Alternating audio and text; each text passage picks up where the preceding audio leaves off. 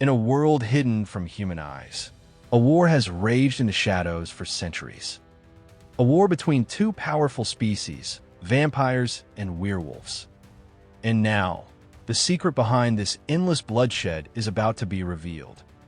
The story begins in 1202, where vampire Elder Victor leads his death dealers to a village ravaged by death. The cause: William Corvinus, the first and most feral werewolf, a beast unable to return to human form. Uncontrollable, untamed, William is finally captured, but Victor fears he will never be tamed. Instead of killing him, Victor locks him away in a secret prison, hidden from everyone, even Marcus, William's twin brother. To protect the location, he slaughters the entire family of the architect who built it, except one, a young girl named Celine.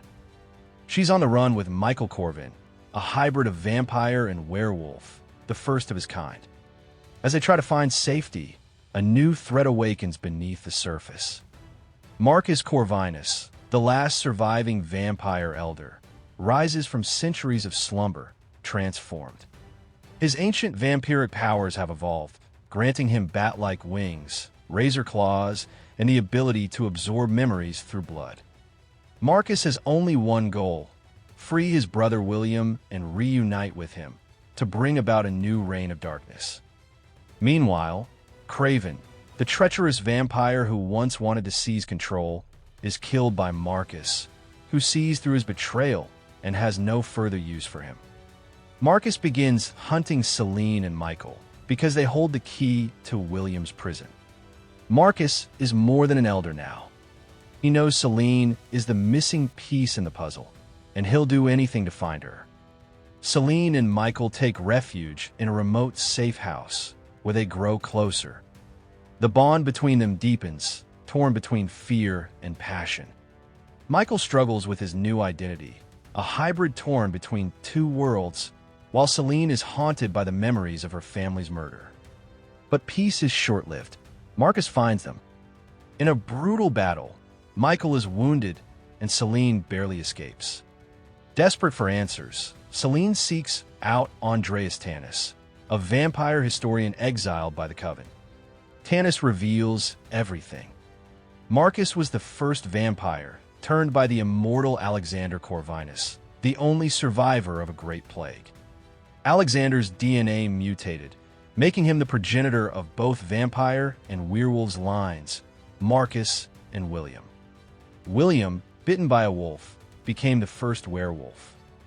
Marcus, bitten by a bat, became the first vampire. Tanis also tells Celine the cruel truth: her family was murdered by Victor to keep the prison's location secret. Celine and Michael track down the elusive Alexander Corvinus, the immortal patriarch. Alexander has remained hidden for centuries, cleaning up vampire and werewolf messes to keep the human world unaware. Celine begs him to stop Marcus, but Alexander refuses. "They are my sons," he says. "This is not my war." At that moment, Marcus attacks. He slaughters Alexander's men and wounds his own father.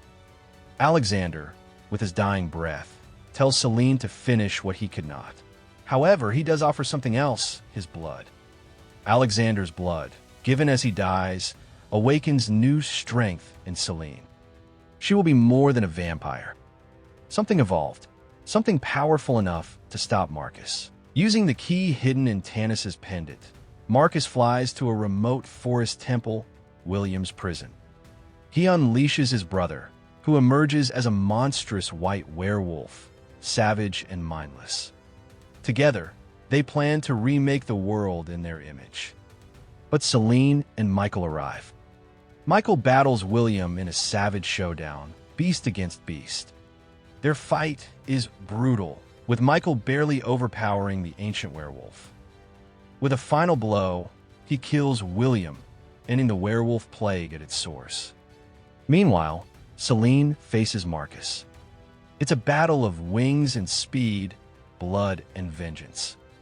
But Celine, now empowered by Alexander's blood, matches Marcus blow for blow. In the final moment, She impales him on a spinning helicopter blade, shredding him into pieces. The twin brothers, one vampire, one werewolf, are finally dead. With the war's architects destroyed, Celine and Michael emerge into the sunlight. And for the first time in her existence, Celine doesn't burn.